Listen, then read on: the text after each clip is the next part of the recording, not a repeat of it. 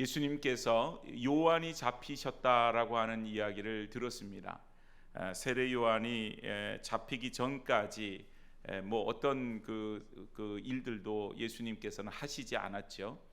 세례 요한이 와서 예수님의 그 길을 예비하는 그 일들을 충분히 할 수 있도록 시간을 허락하여 주셨습니다.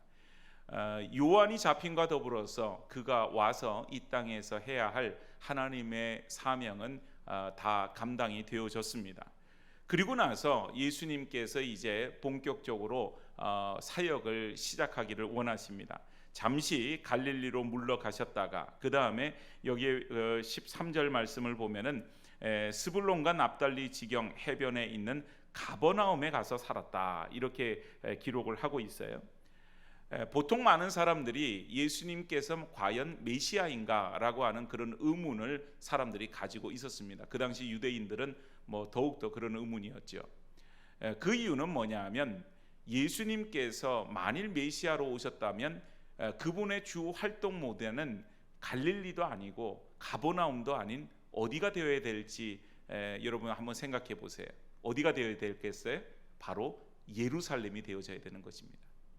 그들에게 있어서 모든 것의 중심이 되는 장소 예루살렘이 주 활동 무대가 되어서 거기에서 복음을 전하고 거기에서 뭔가 이런 그 메시아로서 또 구세주로서의 어떤 역할을 감당해야 되는데, 예수님은 그 예루살렘으로부터 북쪽 지역, 그러니까 갈릴리, 제가 한번 이렇게 말씀드렸죠. 이 지도를 보면은 이스라엘이 우리처럼 이렇게 길쭉하게 생겼는데 그 북쪽에 갈릴리 호수가 있고 그 갈릴리 호수를 쭉 물을 따고 내려오는 것이 요단강이에요, 아래쪽으로. 그리고는 그 물이 모이면 아래쪽에 사해바다, 염분이 높아서 그냥 수영하지 않아도 몸이 둥둥 뜬다고 하는 그 사해바다가 아래쪽에 이렇게 위치를 하고 있습니다.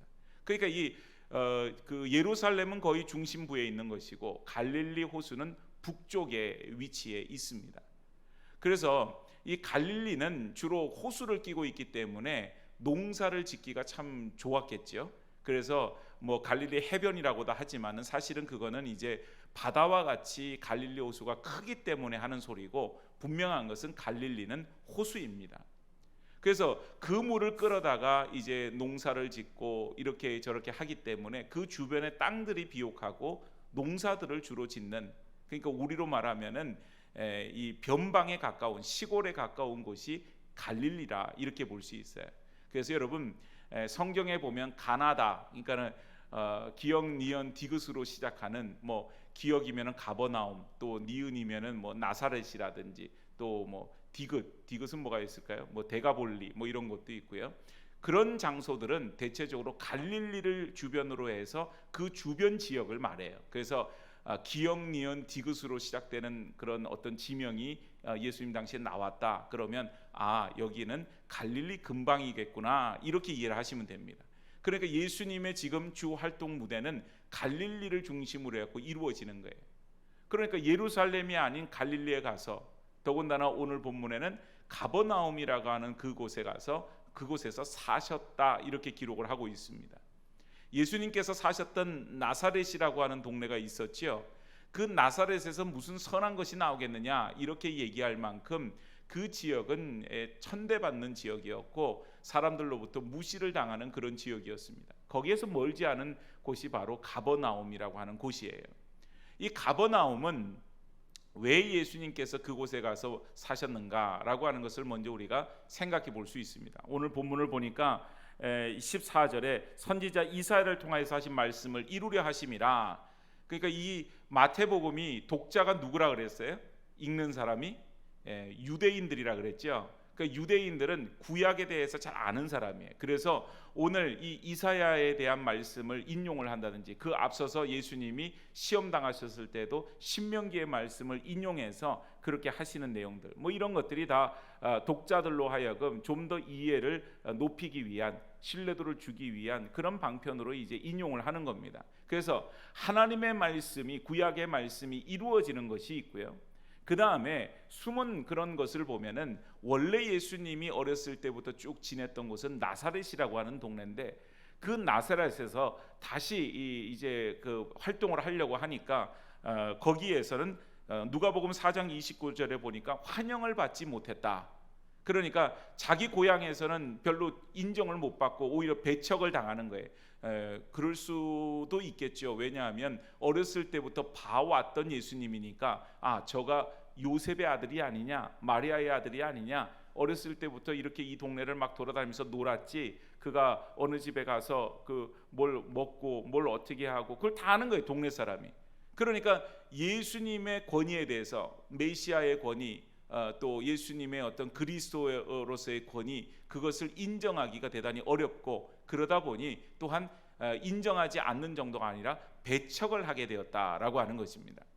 그래서 이제 그곳에서 배척을 당하자 가버나움이라고 하는 곳을 가게 되는데, 여기는 상업의 요충지이면서 또한 어업이, 물고기를 잡는 그 어업이 활성화된 그런 곳이었다. 그래서 갈릴리 호수에는, 오늘 뭐 제자들을 거기에서 다 이렇게 부르시지만은, 거기에는 이제 물고기를 잡아서 이렇게 생계를 잇는 많은 사람들이 있었다라고 하는 거죠. 이게 뭐 호수가 워낙 크다 보니 거기에서 이제 작은 이런 나룻배 같은 것을 가지고 고기를 잡는 많은 어부들이 있었다라고 하는 것입니다. 그래서 뭐 꼭 이제 그쪽으로 이제 성지순례를 가게 되면 소위 말하면 뭐 베드로 물고기 뭐 이렇게 표현을 해요.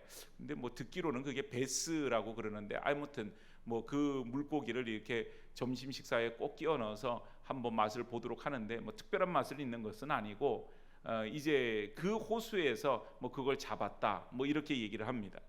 그래서 그곳이 비교적 그래도 사람이 살기가 모든 면에서 괜찮은 거죠. 그리고 그곳은 또한 세관이 있었다. 세금을 걷는 세관이 있어서 이제 그 세금을 걷다 보니까 로마의 군대가 주둔을 하고 있는 그런 장소였다라고 하는 것입니다. 그리고 오늘 베드로와 안드레, 야고보, 요한 이 네 명의 제자의 주 활동, 원래 어부로서 활동하던 곳이었고 그들의 고향이 바로 그곳이었다라고 하는 것을 우리는 알 수가 있습니다. 자, 이곳에서 예수님이 사시면서 17절에 보니까 이때부터 예수께서 비로소 전파하여 이르시되, 이때부터 예수님의 공생애의 사역이 시작되어집니다. 이때부터 예수님께서 먼저 선포하신 하나님의 말씀이 있는데, 그것이 뭐예요? 회개하라, 천국이 가까이 왔느니라 라고 하는 말씀입니다. 여러분, 앞서서 세례 요한이 했던 내용과 똑같지 않습니까? 회개하라, 천국이 가까이 왔느니라. 자, 무엇을 회개하고, 회개하면 어떻게 된다고 하는 것이죠? 우리는 보통 죄로부터 돌이키는 것을 회개라 그렇게 이야기를 합니다. 죄를 뉘우치는 정도가 아니라 그 죄로부터 완전히 180도 돌이키는 것이 회개예요. 그런데 어떤 것으로부터 돌이켜서 이제 돌아가는가? 그 다음에 나오는 회개하라, 천국이 가까이 왔느니라. 천국, 하나님의 나라를 의미하는 거죠. 이 하나님의 나라는 장소의 개념이 아닌 통치의 개념입니다.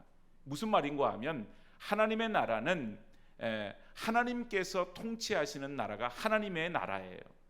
그러니까 여러분, 사람들이 이제 생각할 때 우리나라가 이제 로마에 이렇게 그 속국으로 이렇게 있을 때 그들이 늘 소망하는 바는 뭐겠어요? 바로 이 로마를 이 나라에서 몰아내는 거죠. 우리가 오늘 3.1절인데 3.1절에 많은 우리나라 백성들이 나가서 태극기를 이렇게 들고 그리고 만세운동을 했던 것이 뭐였어요? 일제에 대한 저항운동이었죠.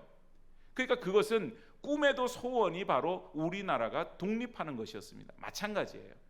많은 유대인들이 꿈꿔왔던 것은 로마로부터 독립하는 일이었어요. 그런데 여러분, 하나님께서 말씀하신 하나님의 나라는 뭐 로마의 통치에서 통치자가 바뀌어서 유대인들 중에 누가 세우신 뭐 어떤 사람으로, 왕으로, 총독으로 그 사람으로 통치되게 되면 그러면은 온전한 회복이 이루어지는가? 그게 아니라는 거죠. 하나님의 나라, 하나님께서 통치하시는 나라가 이루어져야만 되는 것인데, 그 나라가 가까이 왔다, 그러니 회개하라 그렇게 말해요. 이 말은 이렇게 붙여서 설명할 수가 있어요. 무엇을 회개해야 되는가? 많은 사람들의 마음 가운데 하나님의 통치를 받고 있지 않다고 하는 것입니다. 하나님이 주인 되어 주시는 삶을 살지 못하고 있는 거예요. 그러다 보니 하나님 나라를 살지를 못해요. 스스로는 아브라함 자손이라고 얘기합니다. 스스로는 하나님께서 우리 민족을 택하여 주신 우리는 선민이야 그렇게 생각을 해요. 그런데 막상 그러면 하나님께서 통치하시는 하나님 나라를 살고 있느냐? 그거는 못 살고 있는 거예요. 그런데 그것이 그냥 너희가 지금 손해를 보고 있다, 하나님 통치하에서 살면 얼마나 좋은데, 이런 차원이 아니라 회개하라 말합니다. 그 말은 하나님의 통치 아래에 살고 있지 않는 것이 뭐라고 하는 사실입니까? 죄라고 하는 사실이에요. 가장 커다란 죄, 하나님의 통치, 하나님의 다스림 속에 있지 아니하고 우리가 그 바깥으로 벗어나는 것, 그것이 죄라고 하는 것이죠. 여러분, 죄는 늘 말씀드리지만 그 관역으로부터 벗어난 상태를 죄라 그래요. 하마르티아, 그 원문으로 그렇게 쓰지요. 그러니까 관역으로부터 벗어난 것이 죄, 즉 하나님의 통치 아래 살아야 되는 백성이 하나님의 통치 아래 있지 아니하고 다른 것의 지배를 받고 다른 것의 통치를 받으면 그것이 바로 죄악된 인생이 되는 겁니다. 오늘 여러분, 우리는 나라의 법에 의해서 통치를 받아요. 국가를 통치하는 그 통수권자가 있지요. 그렇지만 여러분, 오늘 우리는 하나님 나라 백성들은 무엇보다도 하나님의 통치 아래에 있어야 될 줄로 믿습니다. 그 하나님의 인도하심이 같은 의미예요. 하나님이 우리 주인 되어 주셔서 우리의 삶을 이끄시고 인도하여 주시는 것이 하나님의 통치예요. 그래서 누구든지 하나님 나라 백성들은 그 삶을 살아야 되는데, 오늘 그 주인이 누구예요? 하나님 나라 주인이 하나님이시죠. 그런데 그 하나님이 오늘 본문에 의하면 누군가? 바로 예수 그리스도이신 것입니다. 그래서 회개하라, 천국이 가까이 왔느니라. 예수님께서 이곳에 오셨다. 그러니 이제는 너희가 예전에 하나님의 통치 바깥으로 벗어나 있는 상태에서 다시 안으로 들어와서 예수님을 주인으로 섬기는 그런 하나님의 백성으로 거듭나야 되고 새로워져야 된다. 그걸 얘기하는 겁니다. 오늘 여러분, 영적인 회복은 이것이 영적인 회복이에요. 반면에 영적인 타락은 어떤 게 영적인 타락이에요? 단지 모양으로 우리가 교회를 나오지 않고 세상에 나가서 술 먹고 또 흡연도 하고 이렇게 세상 속에서 정말 그 타락하고 방탕한 삶을 살면 그것이 그 정말 하나님 나라에서 벗어난 그런 그 삶이라 이렇게 볼 수 있지만, 그것의 중심이 뭐냐 하면 하나님의 통치를 받지 못하는 그런 삶이죠. 탕자가 그런 삶이죠. 아버지의 그늘, 아버지의 품 안에서 아버지의 그런 어떤 지시나 인도함을 받지 않고 자기 마음대로 살겠다고 아버지 품을 떠났잖아요. 그러니까 그것이 바로 하나님 나라 백성으로서 바로 짓는 죄라고 하는 것입니다. 그래서 예수님께서는 그것에 대해서 분명하게 요청하고 계세요. 회개하라, 천국이 가까이 왔느니라.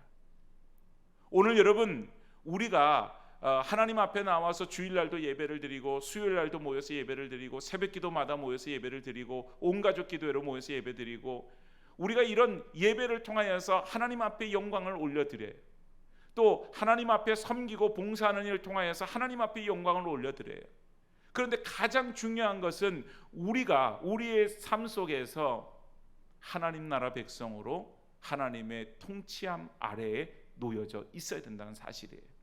이것이 안 되면 늘 물론 그것이 우리의 마음먹은 대로 잘 되지 않죠. 그러니까 우리가 늘 회개하고 우리의 죄를 하나님 앞에 내어놓고 우리 고백하고 그렇게 하지만, 기본적으로 성도는 하나님의 통치하심 아래에 있어야 된다. 그것이 바로 하나님 나라 백성, 천국을 살아가는 사람이다라고 하는 것입니다. 천국이 우리가 이 땅에서 하나님을 믿고 예수 그리스도를 믿고 살다가 죽어서 우리가 가는, 옛날 어른들은 천당 이런 말을 썼지만 그곳도 하나님의 나라죠. 왜냐하면 그곳은 하나님께서 통치하시는 완전한 나라니까요. 그러나 이 땅에서 우리는 그 삶을 계속해서 살도록 힘써야 되는 거예요. 연습하는 거죠. 그래서 매일매일 하나님 나라를 살고 하나님이 주인 되어 주시고 하나님이 통치하여 주시는 그 나라 백성으로서 자꾸 살아가기를 힘쓰는 거예요. 그러니 성도는 문제가 생기면 어떻게 해요? 하나님 앞에 나와서 기도하죠. 왜요? 하나님께서만 그 문제를 풀 수 있기 때문입니다. 하나님 앞에 나와서 기도한다고 하는 것은 하나님 앞에 전적으로 모든 것을 맡기는 일이죠. 그래서 하나님께서 그 문제에 개입하시고 그 문제를 통치하셔서 이끌어 주시는 대로 우리는 순종함으로 나아가게 되는 것입니다. 그래서 하나님 나라 백성으로 산다고 하는 것은 어떻게 보면 끊임없이 이 안에서 가지는 하나님 나라 백성으로 살지 않으려고 하는, 그러니까 하나님의 통치를 받지 않으려고 하는 탕자와 같은 우리의 본성, 그것과 그 다음에 하나님 나라 백성으로 살아야 되는 성령의 거룩함, 인도하심, 그것과의 전쟁, 싸움이라고 볼 수 있어요. 그래서 매일매일마다 우리는 하나님 나라 백성으로 살기로 결단하고 또 기도하고 또 순간순간마다 하나님 앞에 묻고 하나님의 인도하심을 따라 살아가는 그런 하나님 나라 백성, 그 삶을 살아야 될 줄로 믿습니다. 그래서 여러분, 오늘 그 일을 이루시기 위해서 예수님이 오셨음을 나타내 주고 있는 거예요. 백성들에게 제일 먼저 선포한 얘기가 회개하라, 천국이 가까이 왔느니라. 이제는 하나님께서 통치하시는 나라 백성으로, 하나님 나라 백성으로 살아야 된다. 그것을 제일 먼저 말씀하셨어요. 그리고 나서 이제 제자들을 부르시는 모습을 볼 수 있습니다. 여기 제자들이 4명이 나오는데 하나같이 뭐 하는 사람이에요? 어부들이었어요. 고기를 잡는 어부들. 이것도 하나님께서 제자를 세우시는 것을 보면 좀 전혀 사람들의 생각과는 다른 것을 볼 수가 있습니다. 물론 하나님 중심을 보신다는 것도 있지만은 이게 보면은 그 세상 속에 나가서 영향력을 미치는 사람은 소위 말하면 유력한 사람들이에요. 유력자라고 얘기하는 사람들. 돈이 많거나 지식이 많거나 힘이 권세가 있거나 뭐 어떤 그런 사람들을 하나님이 쓰셔야만 하는 거예요.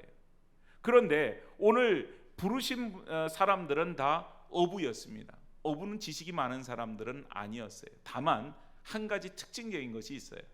말씀드린 바와 같이 그들은 갈릴리 호수에서 물고기를 잡는 사람들이었지요.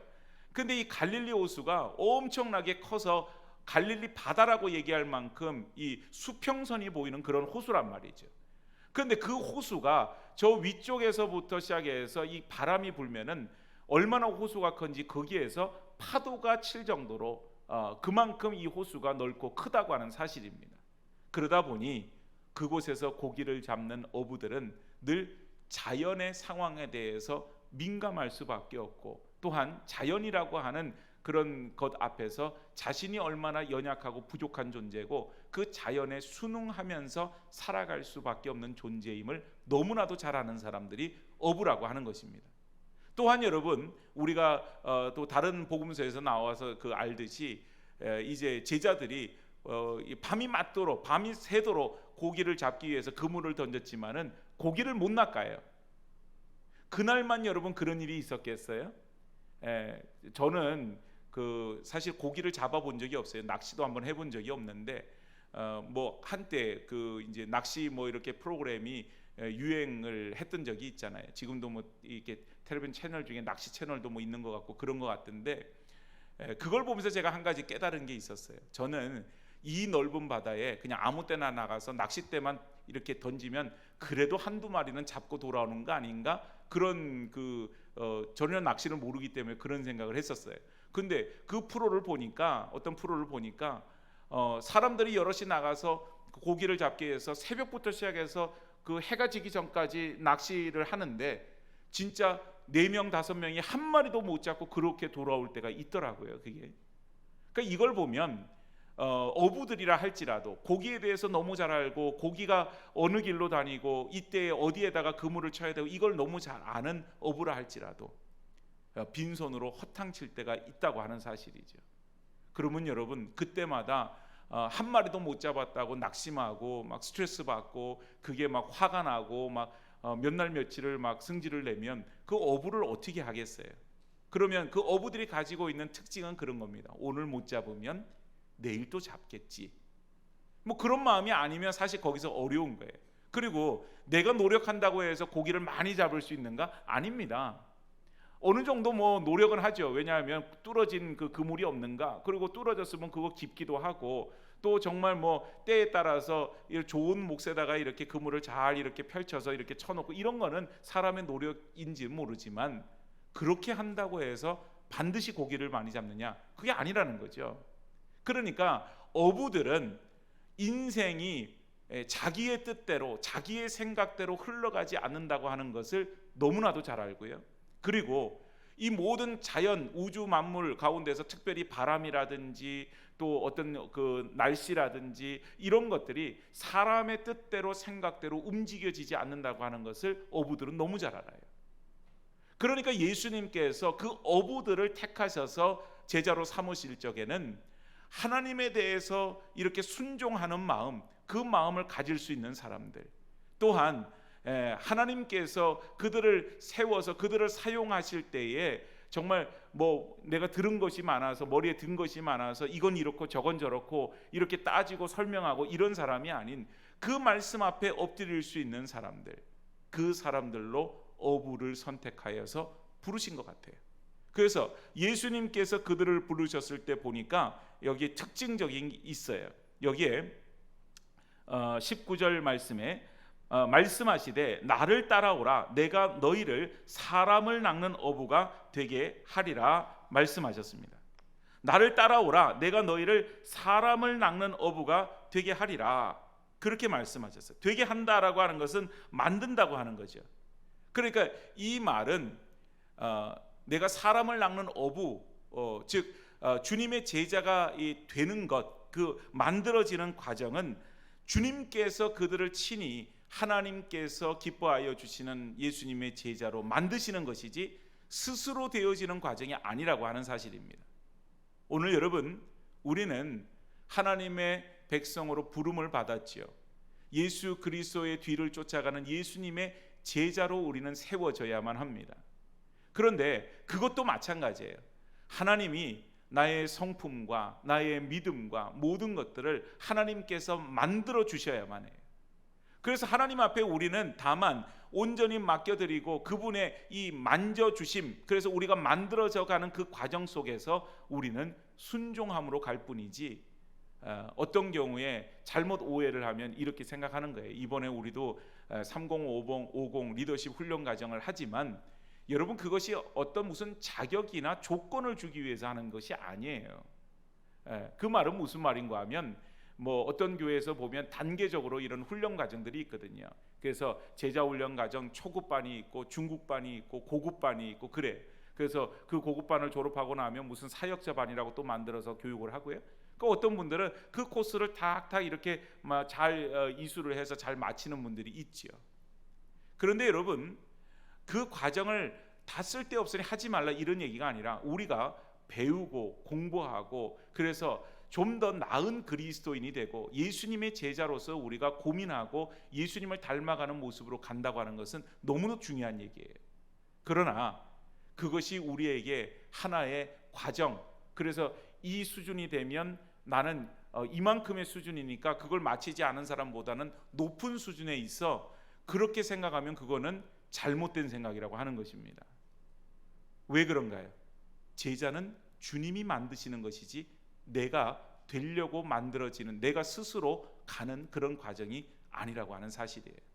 그래서 우리가 어떤 과정을 마치든지 하나님 앞에서 스스로의 부족함을 고백하고 계속해서 하나님이 나를 만들어 가실 것을 우리가 고백하고 끊임없이 배우고 끊임없이 우리는 예수님을 닮아가는 그 자리에 있어야 된다. 그래서 이제 나를 따라오너라 내가 너희를 사람 낚는 어부가 되게 하리라. 예수님이 그들을 직접 부르시고 선택하시고 부르시고 그리고 만들어 가시는 그런 모습을 볼 수 있습니다. 자, 그랬더니 여기 20절에 보니까 그들이 곧 그물을 버려두고 예수를 따르니라. 또 다른 두 형제 세베대의 아들 야고보와 그 형제 요한이 또 부름을 받았는데 22절에 보니까 그들이 곧 배와 아버지를 버려두고 예수를 따르니라. 자, 여기에 보니까 특징적인 것이 단어가 두 가지가 있는데 하나는 그 곧이라고 하는 말입니다. 곧이라고 하는 말은 즉시라고 하는 것이죠. 지체하지 않고 부름을 받았을 때에 곧 즉시, 그리고 나서 주님을 쫓았다, 그 표현입니다. 그래서 우리가 부름을 받고 우리가 하나님으로부터 어떤 일에 부름을 받았을 때에는 우리가 망설이지 말고 곧 주님의 그 부르심에 응답하는 그런 믿음의 자세가 필요한 것을 가르쳐주고 있어요.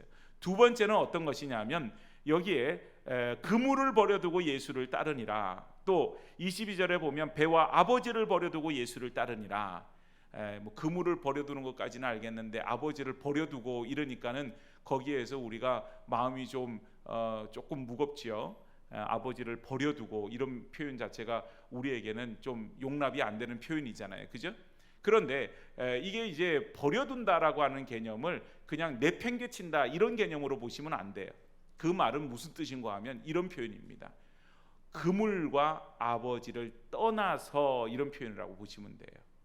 그러니까 자기가 하고 있는 일터를 떠나서 또 아브라함이 너의 고향 친척 아버지 집을 떠나 내가 내게 지시할 땅으로 가라, 내가 내게 보여줄 땅으로 가라, 그렇게 말씀하실 때에 그렇게 아브라함이 순종했던 것처럼 오늘 이 제자들에게 자기의 있는 그런 생계 일터를 떠나서 또한 그의 고향 아버지 그 품을 떠나서 그리고는 예수를 따랐다 이렇게 보시면 됩니다.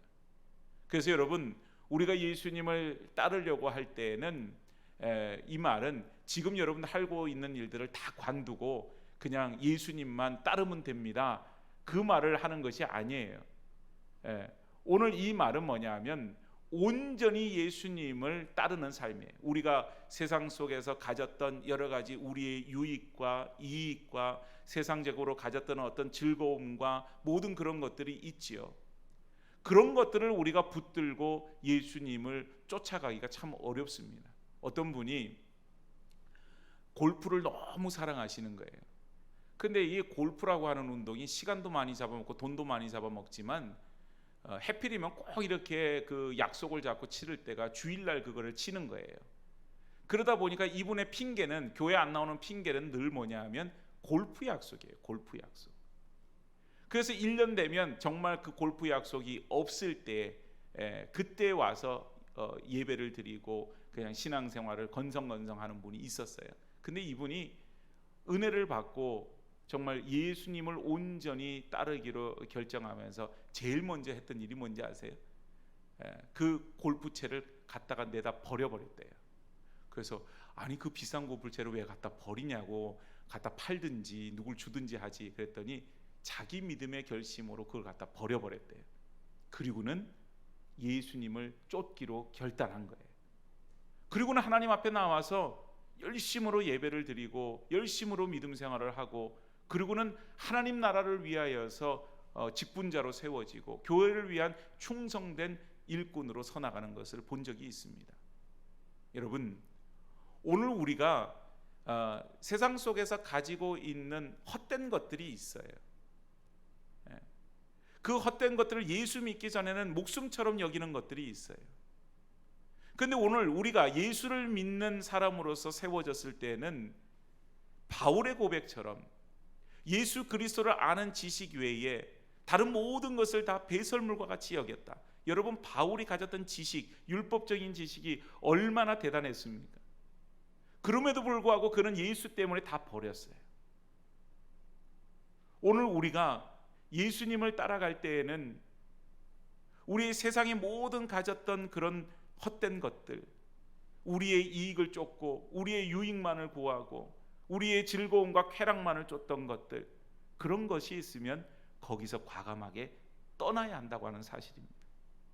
떠나서 예수님을 붙들게 되면 오늘 우리는 이전에 맛보지 못했던 예수 안에서 얻는 참된 기쁨과 즐거움, 이것은 세상 어디에서도 경험할 수 없는 그것을 우리는 경험하게 된다고 하는 사실이에요. 그래서 오늘 제자들이 그 부름을 받고 나를 따라오너라, 내가 너희로 사람을 낚는 어부가 되게 하겠다, 예수님의 제자로 만들어주겠다, 그 말씀 한마디에 그가 가지고 있었던 그 일터를 떠나고요, 그리고 그 아버지를 떠나서 예수님을 따라가는 예수님의 제자가 되었다고 하는 사실입니다. 여러분 이것만을 바라보더라도 이분들이, 이 어부인 이분들이 얼마나 이 그 예수님의 그 부르심에 정말 딱 맞는 사람들로 예수님이 선택했다, 이런 생각이 들죠. 우리의 머릿속에 온갖 복잡한 것들이 많이 들어있으면 그 순간에 그걸 계산하지 않겠어요? 내가 저분을 따라가면 어떤 이익이 있을까? 그리고 내가 남았을 경우에는 또 어떤 손해가 있을까? 그걸 계산하게 되면 결코 예수님을 따르기가 어려워지는 것이죠. 그래서 이 제자들이 모든 것을 떠나서 예수님을 따르는 그런 삶을 살았다. 그리고는 23절부터 여기 끝절 말씀을 보니까 예수님께서 이 땅에 오셔서 이제 세 가지의 커다란 사역을 하세요. 첫 번째는 회당에서 가르치는 일들을 하셨습니다. 말씀을 전하고 말씀을 가르치는 그와 같은 일들을 했어요. 그래서 오늘 여러분, 하나님의 교회는 가르치는 일을 게을리하면 안 돼요. 그래서 뭐 말씀을 통하여서, 설교를 통해서 이렇게 말씀을 가르치는 일도 중요하고, 또 어떤 성경 공부를 통해서 가르침을 받는 것도 중요하고, 또 그것을 배우는 일도 중요하고, 그저 기회가 되면 참여하고 배우고 그리고 가르치고, 이 일들이 우리 안에 있어야 되는 일인 것이죠.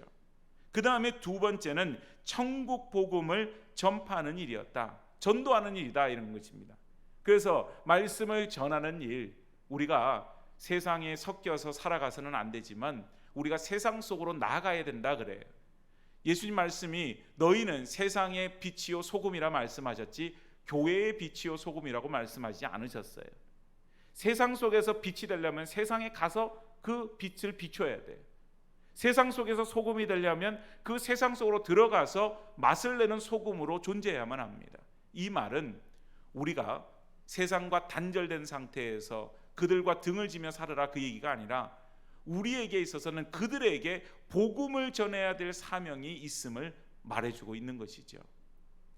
그래서 이제 앞으로 우리는 복음을 전하는 일에 이제 또 때가 되면은 헌신하고 열심을 내는 그 시기가 분명히 오게 될 것입니다. 지금은 그 일을 위해서 차근차근 지금 준비를 하고 있는 중이에요. 여러분, 복음을 전하는 것은 어떤 의미예요? 이 예배당에 빈자리 없이 채우는 것이 소망이 아닙니다. 여러분, 우리에게 복음을 전하는 것은 말 그대로 한 생명을 주님 품 안으로 옮겨지게 하는, 정말 그 영혼이 구원함을 받는, 죽을 수밖에 없는 그 영혼을 구원해내는 그 주님의 사역에 우리는 동참하는 일이에요. 바로 예수님께서 오셔서 천국의 복음을 전하시고 제자들이 천국 복음을 전했고, 예수님께서 승천하신 후에도 제자들이, 사도들이 복음을 전하는 일에 생명을 귀한 것으로 여기지 아니할 만큼 그렇게 열심으로 복음을 전했습니다. 예수님이 그 일을 하셨기 때문이에요. 그것이 얼마나 중요한지를 가르쳐 주셨기 때문에 그래요. 예수님은요, 제자 훈련 방식이 독특하셨어요. 모아놓고 뭐 1번부터 뭐 10번까지 이렇게 하나씩 가르쳐 주셨다기보다는 그냥 예수님께서 몸소 보여주셨어요. 사랑을 가르쳐 주실 때는, 섬김을 가르쳐 주실 때는 제자들의 발을 씻어 주신 것입니다. 그리고 이 세상에서 구원의 모범으로서 정말 순종의 길로 걸어가기 힘든 그 십자가의 길을 걸어가시고 십자가에 달리셨어요. 피 흘리셨어요. 그리고 하나님의 말씀이 어떻게 이루어지는지를 3일 만에 부활하심으로 증거하셨습니다. 모든 것을 다 보여주셨어요. 그래서 예수님께서 말씀을 가르치시는 것, 그것을 이어서 베드로가 설교를 하죠. 그때 엄청나게 많은 사람들이 주님께 돌아와요. 또 복음을 전하는 일, 예수님이 보여주신 대로 제자들이 나가서, 사도들이 나가서, 많은 예수님 믿는 사람들이 나가서 그 일들을 감당합니다. 그리고는 세 번째 했던 일이 뭐냐면 모든 병과 악한 것들을 고치시는 일이었다. 병자들을 고쳐주시고 귀신 들린 자를 고쳐주시고 회복시켜주시는 그런 일들을 예수님이 하였다라고 하는 것입니다. 그래서 예수님의 그 뒤를 이어서 제자들이, 베드로가 성전 문에 앉아있던 그 하반신 장애가 있는 그 사람을 일으키죠. 은과 금은 내게 없거니와 예수 그리스도의 이름으로 일어나 걸으라. 그리고는 그를 일으켜 세웁니다. 오늘 여러분, 우리에게는 뭐 특별한 어떤 신유의 은사, 그것만이 있는 사람만이 병을 고칠 수 있다, 그렇게 생각하는지 모르겠어요. 그러나 우리에게는 능력이 있는지 없는지 몰라요. 능력은 원래가 우리에게 있는 것이 아닌 하나님께 있는 줄로 믿습니다.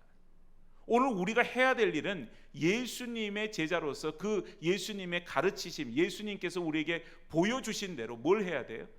그들을 위해서 기도하고, 그들이 낫기를 기도하고, 그들이 그 병을 떨치고 일어날 수 있도록 전능하신 하나님 앞에 구하는 일은 우리가 할 수 있는 것이죠. 성도의 기도가 분명히 병든 자를 일으켜 세울 줄로 믿습니다. 오늘 여러분, 우리의 기도는 분명히 능력이 있죠. 우리의 기도는 그냥 외치는, 허공에다 외치는 메아리가 아니에요. 전능하신 하나님께서 들으시는 그와 같은 기도인 것입니다.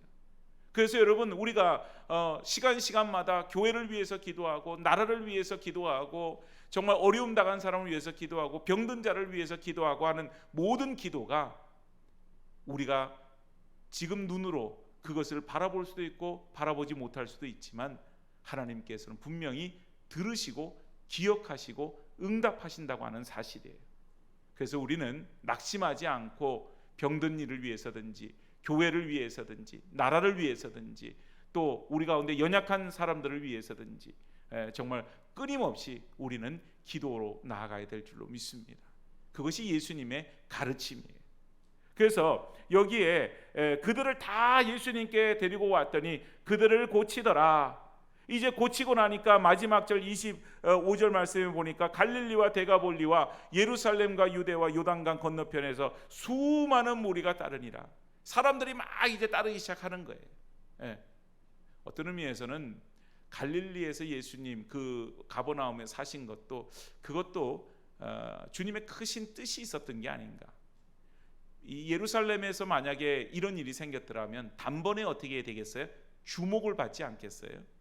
예수님이 그 중심에서 막 사람들이 구름대같이 모여서 예수님을 막, 예수님 가는 곳마다 막 쫓아다니기 시작하면 로마나 혹은 그 당시 유대의 그 기득권층들이 아마 크게 주목을 하게 됐을 것이고, 예수님 사역함에 대단히 어려움을 겪으셨을 겁니다. 근데 여기는 변방이죠.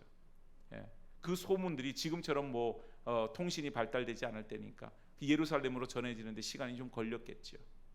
예수님의 사역은 이와 같은 사역으로 하셨고, 또 제자들에게 그 사역을 감당하도록 그렇게 말씀하십니다. 오늘 저와 여러분들은 예수님의 제자의 길을 걸어가는 사람들입니다. 예수님의 뒤를 이어서 오늘 주님의 부르심을 받은 자로서 주님께서 우리에게 명령하시는 대로, 그 뜻대로 우리가 순종함으로 주의 뜻을 이루는 주님의 제자, 하나님의 백성들 되어지기를 주의 이름으로 축복합니다.